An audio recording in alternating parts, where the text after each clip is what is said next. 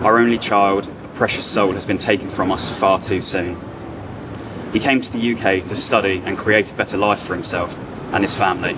Justin Clarke-Samuel has stolen our son's future and ours along with it. Night had settled over Ilford, northeast London. The kind of still, late Saturday evening where the streets begin to empty and the glow of corner shops and takeaways flicker against the dark. Most people were already home. The ones still outside were heading there, walking, minding their business, just trying to get through the night. But somewhere on the other side of the city, something else was happening. A black BMW M5 was cutting through the streets of central London. Fast, too fast, weaving between lanes, mounting curbs, running red lights one after another. 6 of them. The driver wasn't slowing down. He wasn't stopping. He was drunk, doing over 70 miles per hour on roads where the limit was 30, and he was getting closer to Ilford with every second. At 11:33 at night on Redbridge Lane East, a 20-year-old young man stepped off the pavement to cross the road. He had just finished a long shift at work. He was tired. He was heading home. He had no way of knowing what was coming. The BMW never braked. The impact launched him into the air. When he landed, he didn't get up. A passing Uber driver spotted what he thought was a bundle of clothes lying in the road. When he got closer, he realized it was a person. He called for help immediately. Emergency services rushed to the scene. The driver of that BMW, he was long gone. He had kept driving, all the way home, 8 miles, as if nothing had happened. That young man was 20-year-old Yubin Tamang, a student from Nepal. His parents' only child. He had crossed an ocean to build a better life. And on an ordinary Saturday night in northeast London, that dream was taken from him in seconds. The man behind the wheel was not a stranger to London streets. In fact, millions of people knew his name. They had streamed his music, watched him on Netflix, cheered for him at Glastonbury. He was one of the most celebrated figures in British grime, an award winner, a pioneer, a man who had spent 2 decades telling the world he had turned his life around. His name was Ghetts, and everything the world thought it knew about him was about to be shattered. If you're into real true crime stories that dig deep into the facts and uncover the darkness behind them, make sure you hit that subscribe button right now. Crime Case Confidential brings you new cases every single week, stories that need to be told, victims who deserve justice, and truth that can't be ignored. We speak today with hearts broken beyond repair. Our only child, a precious soul, has been taken from us far too soon. He came to the UK to study and create a better life for himself and his family. Justin Clarke-Samuel has stolen our son's future and ours along with it. We are relieved that he has pleaded guilty and that he has now been jailed, but we can never forgive him for what he has done. Thank you. We stand here today to honour the memory of Yubin and to recognise the extraordinary courage shown by his parents, Shamila and Bikash. Their composure and strength in the face of unimaginable loss has been truly remarkable, and they have inspired everyone who has worked on this case. The events of the 18th of October 2025 were the result of sustained and reckless driving by Justin Clarke-Samuel. His actions demonstrated a complete disregard for the safety of others, and the catastrophic consequence of this was the death of a young man with a bright future ahead of him.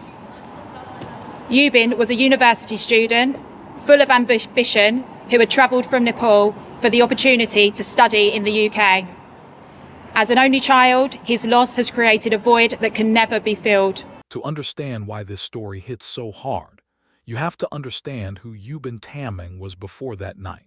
Yubin was born and raised in Dharan, a mid-sized city in eastern Nepal, sitting at the foothills of the Mahabharat Range where the hills begin to give way to the plains below. Not a wealthy city, not a city of connections or shortcuts, but a city of hardworking people with big dreams and even bigger sacrifices. His parents, Bikash and Sharmila, poured everything they had into their son. He was their only child, their only everything. Growing up, Yubin was the kind of kid that parents dream about, respectful, focused, family-oriented, the kind of young man who called home not because he had to, but because he wanted to. A close relative would later describe him as the bright light in his parents' house, and you could see why. While other kids his age were drifting, Yubin had a plan, a clear one. He wanted an education, a real one, and he was willing to go to the other side of the world to get it. Nepal has its universities, but Yubin had heard something. He had heard that the United Kingdom had some of the best degree programs in the world. His mother Sharmila would later stand in a courtroom in London, weeping, and say exactly that. Her son came to the UK saying it had the best degree in the world. That was his reason for being there. That was the entire foundation of the dream. So his parents did what parents all over the world do when they believe in their child. They made the decision. They sent him, thousands of miles away, to a country he had never lived in, to a city of nearly 9 million people, alone, at around 19 years old. And Yubin, he didn't waste it. He enrolled at the University of Roehampton in southwest London, studying for a Bachelor of Science in Business Management. He was in his second year when he died. He had already come so far. He was already building something. But studying was only part of the picture. Because Yubin also worked. He held down a part-time job alongside his studies, not because it was easy, but because he understood that his parents had given everything to get him there. He was not going to let that go to waste. He was going to earn his place in the life they had hoped for. He lived in East London and shared student accommodation. One of his housemates, a young man who asked to be known only as Déad, spoke to the press after Yubin's death. And his words say everything about the kind of person Yubin was. He said simply that Yubin was his brother, that he could barely speak, that he was so upset because Yubin was a good person, a very good person. Friends described him the same way. Contagious smile, warm energy, always present. A GoFundMe set up in his memory described him as someone who had his priorities all in order and definitely had a prosperous future ahead of him. Not the kind of thing people say just to fill space. The kind of thing people say when they mean it. He was also, by all accounts, a fan of music, hip-hop in particular. He connected to it the way young people all over the world do, through the rhythm, the storytelling, the way it captures life in the rawest possible form. That detail matters, because the man who would take his life had built an entire career on exactly that, on words, on music, on telling the world his story of survival and redemption. Yubin Tamang was 20 years old. He had been in the United Kingdom for about a year. He was working hard, studying hard, and calling his parents back home in Nepal whenever he could, building something real out of nothing but hope and determination.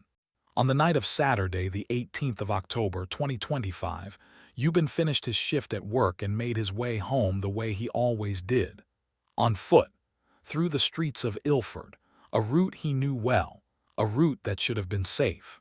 He never made it. And back in Darren, two parents who had sent their only child across the world for a better life were about to receive the phone call that would destroy their world forever. Saturday, the 18th of October, 2025 started like any other day for both men. But by the time it ended, one of them would be fighting for his life in a hospital bed, and the other would be driving home, making phone calls, pretending nothing had happened. Let's start with Yubin. He woke up that morning in his accommodation on Burgolt Avenue in Ilford, East London. He had a shift to get to. No drama, no warning. Just another day of doing what he had come to the UK to do: work hard, study hard, keep building. His roommate Sushant Khadka, who studied alongside him at Roehampton, would later tell the court that Yubin was only 20 years old, that he had dreams, ambitions, plans for his future. He worked his shift, hours on his feet, earning money he needed, contributing to the life he was constructing from scratch in a country that wasn't his own. By the time his shift ended, it was late. The kind of late where the streets thin out and the night settles in. He began the walk home, a familiar route, one he had taken before, through the streets of Ilford, heading back to the place he slept, probably thinking about nothing more dangerous than getting some rest. Now let's talk about Justin Clarke-Samuel, Ghetts. That same Saturday, he had been out in central London. He spent part of the evening at Omi Lounge on Wells Street, a bar in the heart of the city. He had also eaten at a restaurant earlier that evening. In his written basis of plea, he stated he had consumed 3 glasses of brandy and coke with his meal. 3 glasses. That was the story he put on paper. But the truth, as the court would establish, was more complicated. When police tested him after his arrest, his breath reading came back at 45 micrograms of alcohol per 100 milliliters of breath. The legal limit in England is 35. He was over the limit, knowingly over it, and prosecutors described his level as approximately 1.5 times over the legal drink-drive limit. He knew it. On some level, every person knows when they are not fit to drive, but he got behind the wheel anyway. He climbed into his black BMW M5 and pointed it east toward his home in Woodford. What happened next was captured on CCTV cameras across the city, and when that footage was played in court months later, the judge would describe it as a quite appalling litany of incidents. Because Ghetts wasn't just driving drunk, he was driving like the road belonged to him. He blew through red light after red light. He veered onto the wrong side of the road repeatedly. He mounted curbs. He was doing over 70 miles per hour on roads where the limit was 30. And as he tore through central London, through Camden, through Islington, through Hackney, he left a trail of near misses and collisions behind him. On Goodley Street, he came so close to a motorcyclist named Nico Sagara that his car brushed the man's leg. He didn't stop. In Tavistock Place, he smashed into the back of a Mercedes being driven by a man named Mr. Ansari, who happened to be working as a taxi driver with a passenger in the back. He didn't stop for that either. Mr. Ansari called police at 11:03 that night. By then, Ghetts was already gone. He just kept driving. At 11:33 at night on Redbridge Lane East in Ilford, Yubin Tamang stepped off the pavement to cross the road.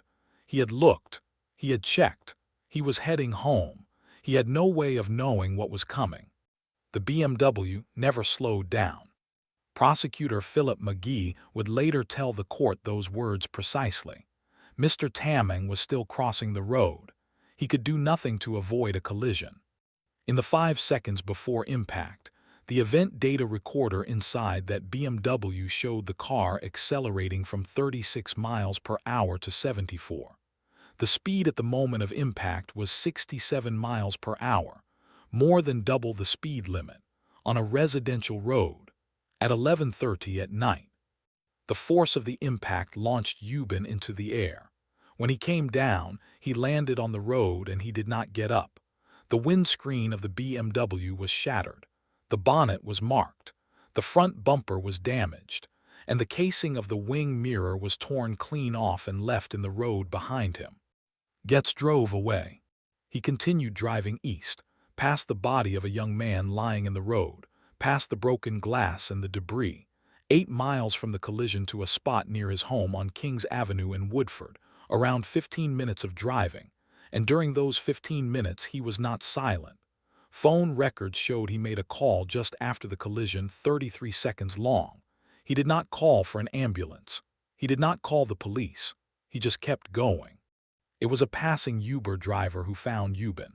He told police he initially spotted what he thought was a bundle of clothes in the road.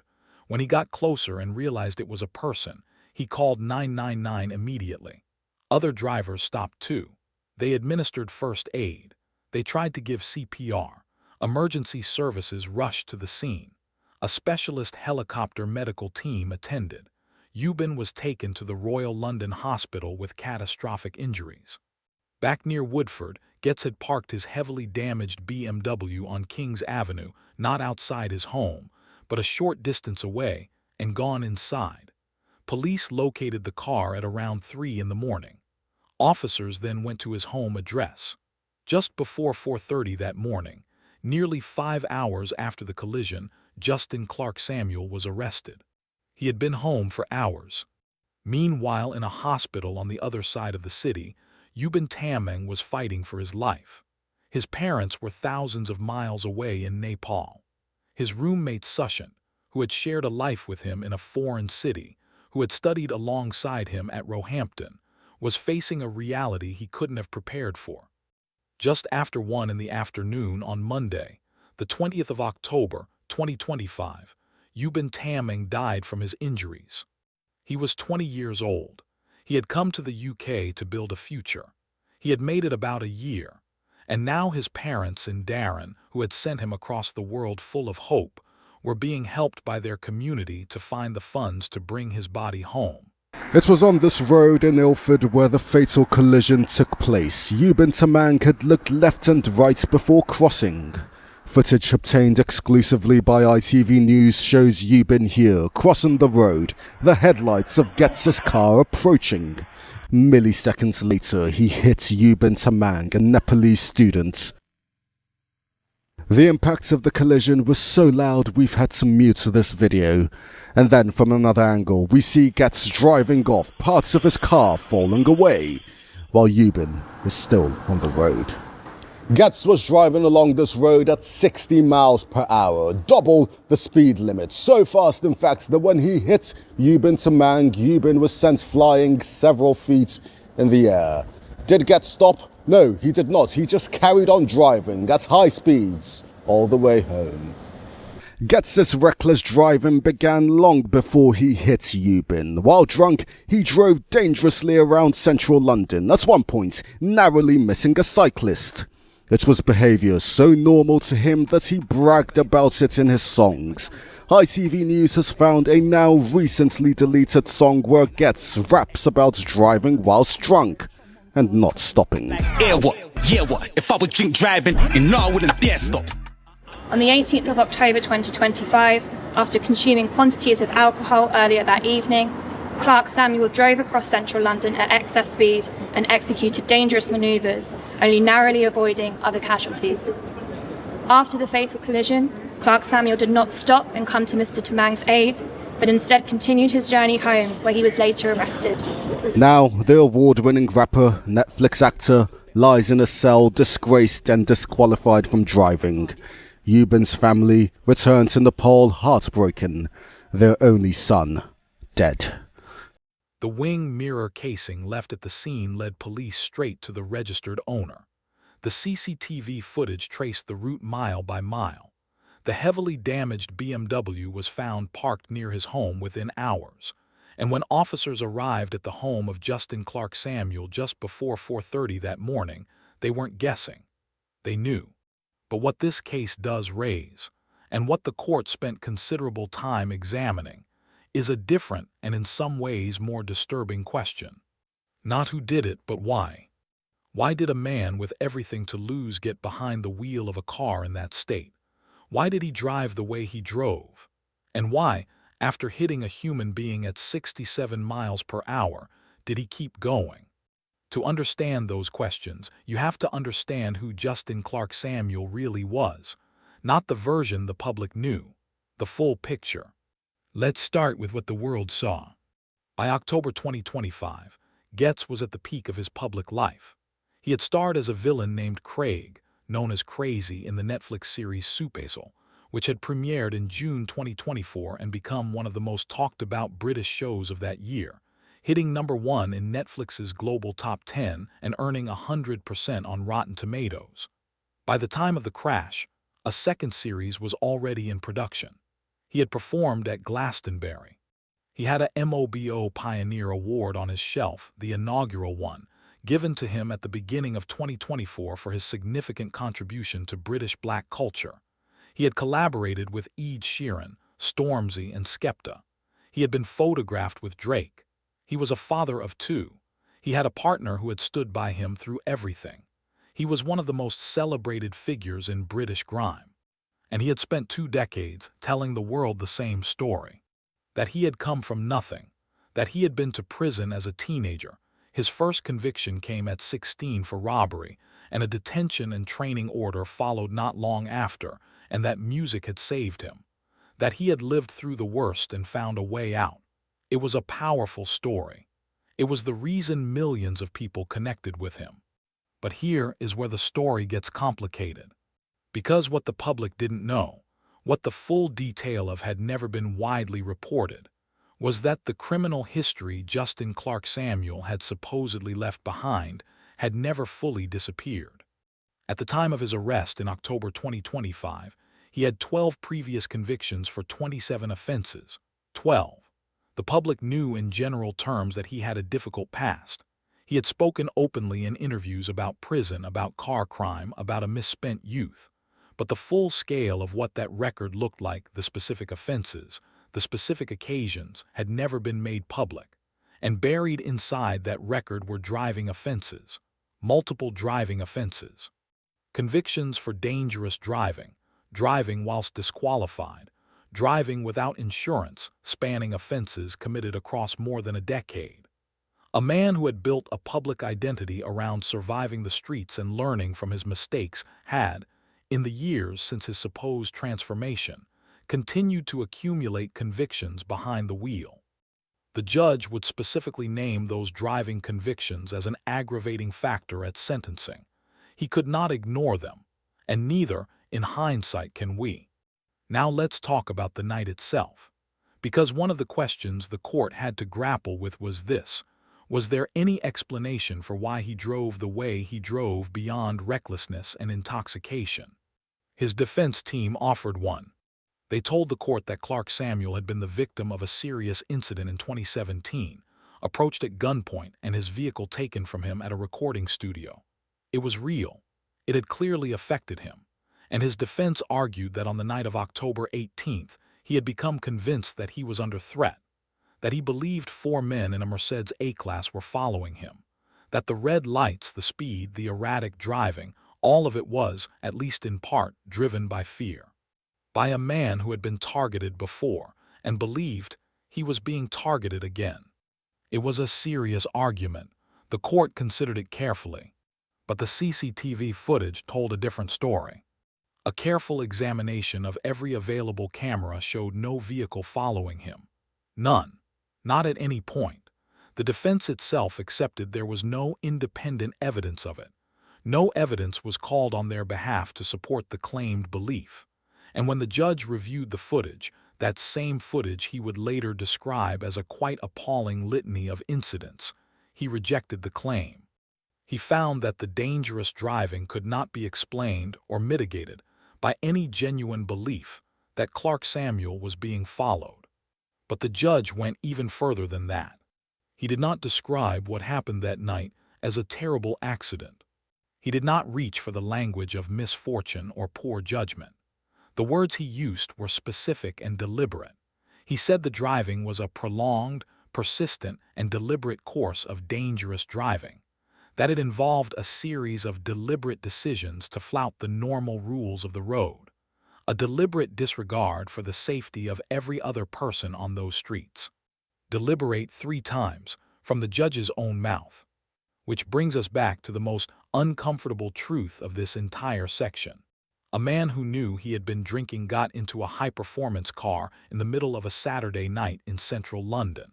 A man with driving convictions already on his record, convictions the judge explicitly said he could not ignore. A man who had publicly presented himself for 20 years as someone who understood consequences, who had paid for his mistakes and grown from them. That man drove at more than double the speed limit through residential streets, through red lights, past a motorcyclist whose leg he brushed, into the back of a Mercedes he didn't stop for. And then he hit a 20-year-old student crossing the road and he drove away. The motive, if you can call it that, was not malice. There was no target. There was no plan to hurt anyone. But the judge was clear. This was not an accident waiting to happen. These were deliberate decisions, made one after another, by a man who chose to keep going when every decent instinct should have made him stop. And somewhere in that gap, between the man the world thought it knew and the man caught on those CCTV cameras, lies the most chilling truth of this entire story. The warning signs were there, the driving convictions, the history, the night out, the drink, the keys in the ignition, and nobody stopped him, not even himself.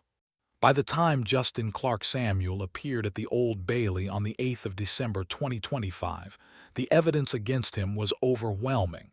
The CCTV, the wing mirror, the event data recorder, the phone records, the breath test.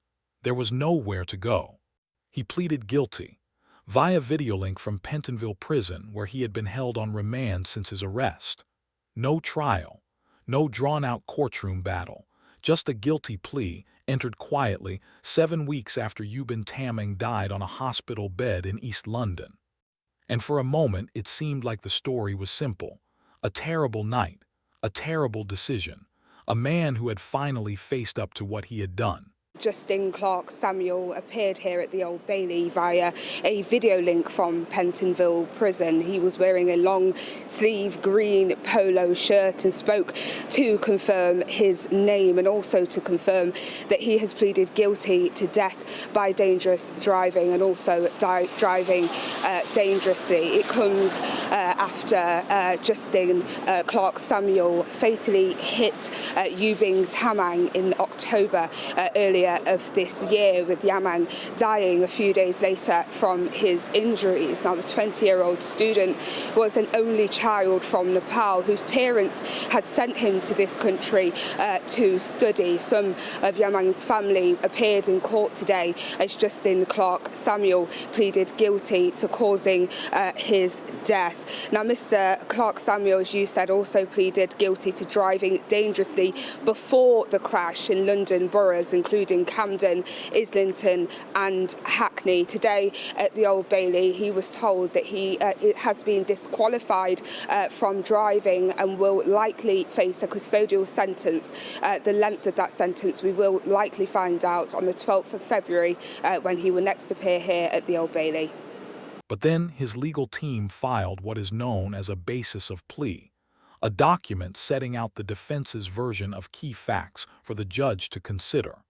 And buried inside it was a claim that nobody expected. Clarke-Samuel said that after returning home that night, after hitting a young man and driving away, he consumed 6 to 7 shots of Ciroc vodka mixed with ginger beer and a cannabis cookie. Not to celebrate, not out of indifference, but his team argued to cope, to deal with the trauma of what had just happened. The implication was clear. If his alcohol and drug levels had been inflated by post-crash consumption, then his state at the time of the collision was less severe than the numbers suggested. It was an attempt to soften the picture, to put distance between the man who got into that car and the readings that came back when he was tested at the police station hours later. There was just one problem. When officers had processed Clarke-Samuel in the early hours after the crash, they asked him directly, "When did you last drink?" He said 9 o'clock, a Hennessy and Coke. The official documentation from that night recorded nothing about any post-incident consumption of alcohol or drugs, nothing about Ciroc, nothing about vodka mixed with ginger beer, nothing about a cannabis cookie. That story did not exist in any official record until weeks later, when it appeared in a legal document filed after his lawyers had time to review the breath test results. The prosecution rejected the claim entirely. A joint expert report, agreed by experts instructed by both sides, found that none of the accounts Clarke-Samuel had given could account for the measured breath alcohol level, and that he must have consumed more alcohol than he had declared. The experts also found that from the calculations alone, it was not possible to say whether the missing alcohol was consumed before the crash, after it, or a combination of both. The science did not support the story, but it could not bury it either. The addendum basis of plea, filed on the 2nd of March 2026, the day before sentencing, accepted 45 micrograms per 100 milliliters of breath as the minimum reading at the time of the collision, nearly 30% above the legal limit. The post-crash claim was not formally withdrawn, but it had been neutralized. And when you sit with that for a moment, really sit with it, something shifts. Because while Clarke-Samuel was at home that night, Yubin Tamang was fighting for his life. Strangers had stopped at the roadside and tried to keep him alive with CPR. His parents were thousands of miles away in Nepal, unaware that their only child had been struck at more than double the speed limit and left without so much as a phone call to emergency services. A young man fighting for his life, and the person responsible behind closed doors taking the edge off.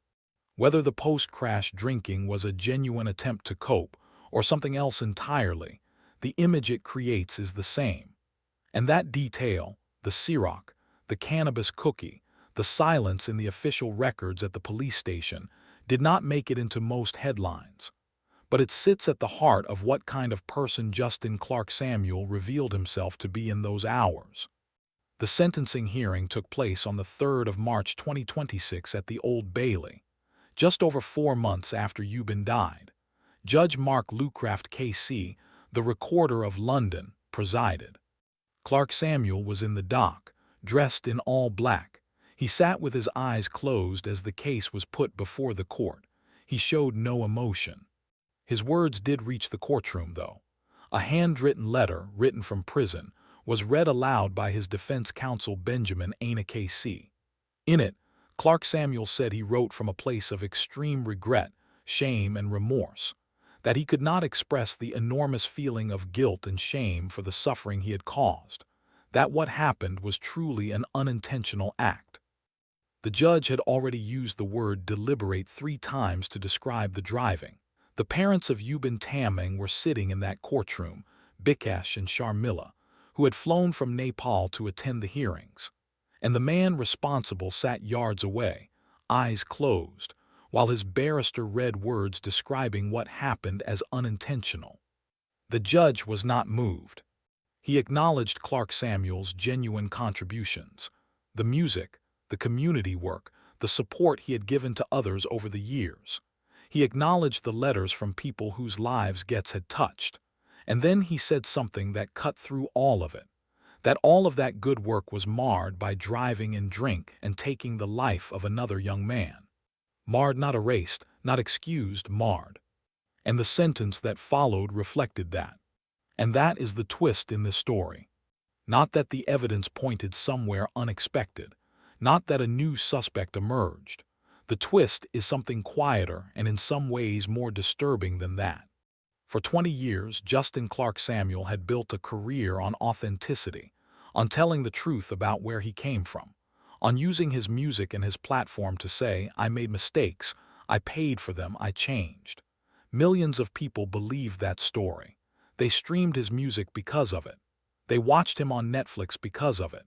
The MOBO Pioneer Award was given to him because of it.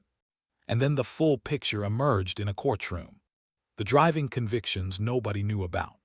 The claim about post-crash drinking that quietly surfaced weeks after the arrest. The handwritten letter describing a prolonged, deliberate course of dangerous driving as unintentional. And a guilty plea entered at the Old Bailey, 7 weeks after a 20-year-old student from Nepal died on a London road. The man the world thought it knew, and the man sitting in that dock were not the same person. And Yubin Tamang, who had come thousands of miles to build a future, never got to find that out. He was already gone. On the 3rd of March 2026, Judge Mark Lucraft KC looked across the Old Bailey and handed down his sentence. 12 years in prison, 17 years banned from driving. The courtroom fell quiet, and for the first time, the full weight of what had unfolded over the previous 4 months settled into the room. 12 years. That is the sentence for a man who got behind the wheel of a car while over the legal limit, drove through central London at more than double the speed limit, hit a 20-year-old student crossing the road, and drove away without calling for help. 12 years for a man who had 12 previous convictions for 27 offenses.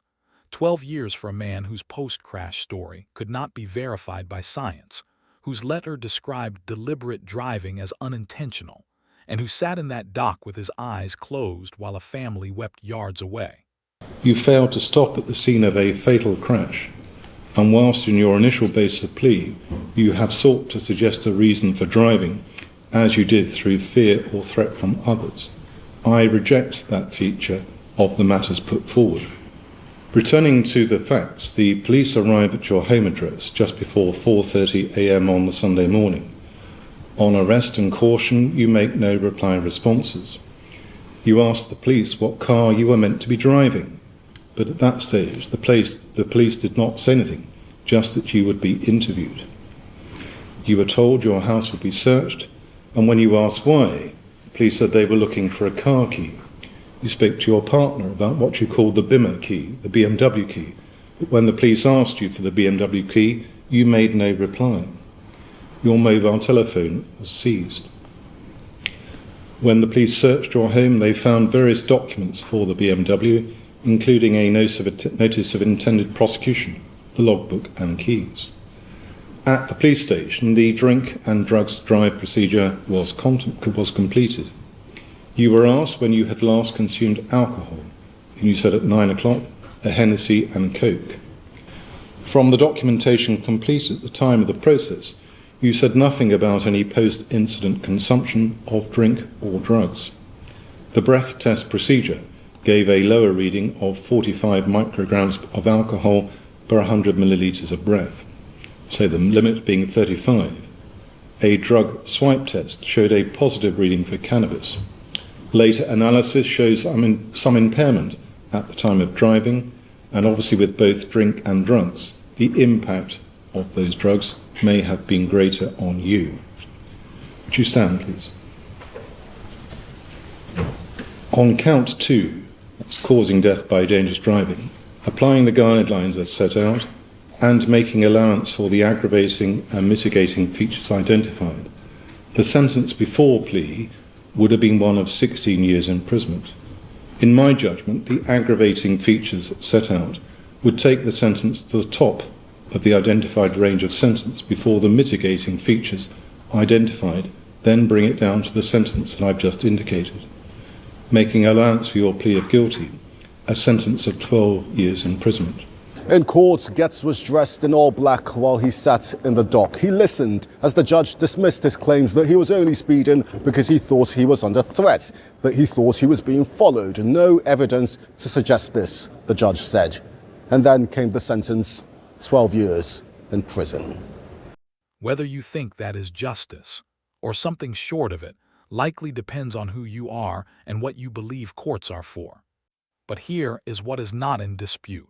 Yubin Tamang's mother, Sharmila, stood in that courtroom and spoke. She said her son had come to the United Kingdom saying it had the best degree in the world. He had a plan. He had a future. He had parents who had given everything to give him the chance to build it. And on a Saturday night in October, on his way home from work, he was struck by a car traveling at more than double the speed limit and left in the road. Sharmila wept as she spoke. Her husband Bikash was there too. They had traveled from Nepal to attend the sentencing. They had sat in a British courtroom, in a country they did not grow up in, listening to legal arguments about blood alcohol calculations and basis of plea documents and evidential breath readings. They had done all of that in the hope that at the end of it, something called justice would be served for their only child. His roommate Sushant Khadka also spoke through a statement read to the court. He said Yubin was only 20 years old, that he had dreams, ambition, plans for his future. And the family released a statement that said everything and nothing at the same time. They said they would never forgive Justin Clarke-Samuel for what he had done, that he had stolen their son's future, and theirs with it. Let that sink in, their future, not just Yubin's. Because when you lose your only child, the story does not end with them. It ends with you. Every version of what your life was supposed to be, grandchildren, phone calls, visits, growing old knowing your sacrifice meant something, all of it gone, stolen, by a man who chose to drive. The Metropolitan Police Detective Sergeant who led the investigation, Faye Cook, spoke after the sentencing. She said that Bikash and Sharmila had shown remarkable courage throughout the investigation. She praised the dedicated officers and staff who had worked tirelessly to achieve justice. The evidence from the trial made clear how Yubin had been found. An Uber driver had seen what he initially thought was a bundle of clothes in the road. He called 999. Other drivers stopped and tried to give first aid. Strangers, in the dark, doing what the man responsible had refused to do. The Crown Prosecution Service, said Clarke-Samuel, knew he was in no fit state to drive. Knew. Not that he should have known, not that the evidence suggested he was impaired. They said he knew, and he drove anyway. The Nepalese community in the United Kingdom came together after Yubin died. The Non-Resident Nepalese Association UK raised over £2,600 and handed it directly to Bikash and Sharmila to help bring their son home. A GoFundMe was set up by a friend named Telma Gomes. Strangers who had never met him contributed because the story of a 20-year-old student walking home from work, killed on a road in East London by a famous man in a fast car, that story reached people somewhere deep. Yubin's body was repatriated to Nepal. He had come to the United Kingdom to get the best education he could. He went home in a way nobody should ever go home. Justin Clarke-Samuel is currently serving his sentence. He will serve 2/3 of his 12-year term before being released on license. When released, he will still not be permitted to drive for the remainder of his 17-year ban, and even then, he will be required to pass an extended driving test before he sits legally behind the wheel again. He will be in his late 50s before any of that is possible. The Netflix series Supesal, in which he had a supporting role, confirmed he would not be returning for its second season following his arrest. The MOBO Pioneer Award, given to him in early 2024, less than 2 years before the crash, for his contribution to British black culture, now sits in the shadow of what came after. The music remains. The catalog is still out there. People will have to decide for themselves what to do with it. But here is what stays with you when you sit with this case long enough. Yubin Tamang was not in the wrong place at the wrong time. He was exactly where he was supposed to be, walking home, after a shift, on a road in his neighborhood, doing everything right. He was 20 years old. He had been in the United Kingdom for about a year. He was studying business management. He was working. He was building something for himself and for his family back home. And somewhere in central London that same night, a man with a history of driving convictions that the public never knew about had been drinking, had got into a black BMW, had made a decision. Not once, not twice, but across an entire journey, red lights ignored, a motorcyclist's leg grazed by the car, a taxi struck and left, speed building, every kilometer another decision to keep going. And then Redbridge Lane East. And then silence. The question this case leaves behind is not really about Justin Clarke-Samuel. It is not even about sentencing guidelines or whether 12 years is enough. The question is this: how many people are on roads right now, tonight, having made the same decision he made? How many of them have a history nobody talks about? How many of them will be stopped before a family in Nepal gets a phone call that ends everything? Yubin Tamang deserved to finish his degree. He deserved to go home on his own terms. He deserved a future. He did not get one. And his parents, Bikash and Sharmila, are left holding what remains. Not a son, not a future, just the memory of a young man who left home with a plan and never came back. If this story has affected you, please consider supporting road safety organizations like Break, which supports people bereaved and seriously injured in road crashes and campaigns for safer streets.